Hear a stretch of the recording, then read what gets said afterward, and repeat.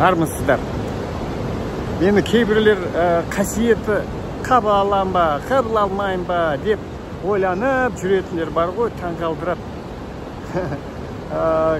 Мен заманауи адаммын. Мен үйде отырып, ем салып, тазалап, аластап, түкіріп отырғым келмейді дейді.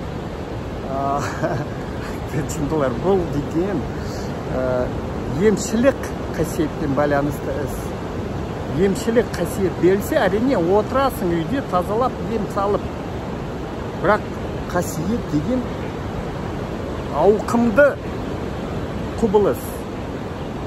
Қазір көбінесе емшілік деген бір 5-6% ғана береді. Көбінесе осы істерге, қай істермен айналысасың, сол істерге пайда көбірек болсын деп береді. Мысалы, кейбірлерге өнер береді, қалам береді. Қалам болғанда, сен жазғанда адамдарға сондай магикалық әсер етесің. Кейбірлер оймен адамдарды айдайды. Кейбірлер аурайға әсер етеді. Түсініп отырсыздар ма? Түрлі өзіңе пайдалы тілектер орындалады. Өзіңе пайдалы қасиеттерді береді. Бұл деген супер сила, сен супермен боласың.